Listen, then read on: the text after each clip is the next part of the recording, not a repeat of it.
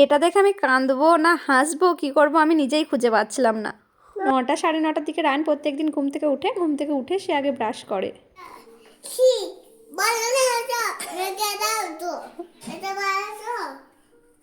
এটা ভালো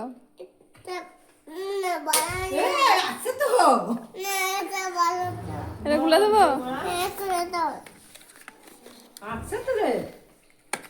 রায়নের আগে যে কোলগেটটা ছিল সেটা শেষ হয়ে গিয়েছিল, তাই নতুন একটা কোলগেট বার করলাম। এই নতুন কোলগেটটা একবারও ব্যবহার করা হয়নি। আজকে আমি যখন রান্না করছিলাম সে খেলা করছিল, আর খেলা করতে করতে এই নতুন কোলগেট থেকে সমস্ত কোলগেট বার করে তার যত গাড়ি ছিল সব গাড়ির মধ্যে কোলগেটটা ক্রিমের মতো মাখিয়েছে।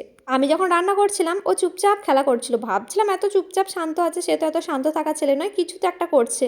তারপরে ভাবলাম যা করছে করুক, আমি রান্না করে নিই তারপরে দেখবো, কারণ ওকে ডাকলেই ও এসে আবার কোলে চাপতে চাইবে, তাই আমি নিজের মনে রান্না করছিলাম।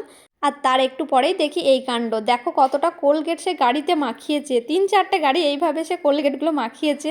এমনকি ঘরে যে গালিচাটা পাতা ছিল সেই গালিচাতে মাখিয়েছে, মেঝেতে মাখিয়েছে, সব জায়গায় কোলগেটগুলো সে মাখিয়েছে।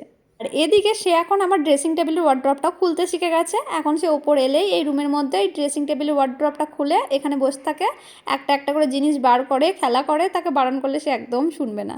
কিছু কিছু জিনিস তো আমি তার ভয়ে লুকিয়ে রেখে দিয়েছি, ওপরে তুলে দিয়েছি, কিন্তু এখন আমি এত এত জিনিস কোথায় লুকাবো, কোথায় সরাবো? মাঝে মাঝে তো আমি ছেড়ে দিই, যা করছো করো তুমি, তারপর আমি পরে গোছাবো। এইদিকে দেখো আমার এই ছোট্ট বাটির মধ্যে যত পিন ছিল সব ঢেলে দিয়েছে, এখন আমাকে গোছাতে হবে বসে বসে। আচ্ছা এদিকে দেখো, তার নিজের বোতলটা পাশে রাখা আছে, সে সেই বোতল থেকে পানি খাবে না, সে আমাদের বড় বোতল থেকে পানি খাবে। এখন সে তার বোতল থেকে আমাদের বোতলে পানিগুলোকে ঢালছে, আর সেই পানিগুলো সে নিজে খাচ্ছে। মানে সারা দিন তার মনের মধ্যে কিছু না কিছু ঘোরপাক খায়, কিছু না কিছু করতে হবে।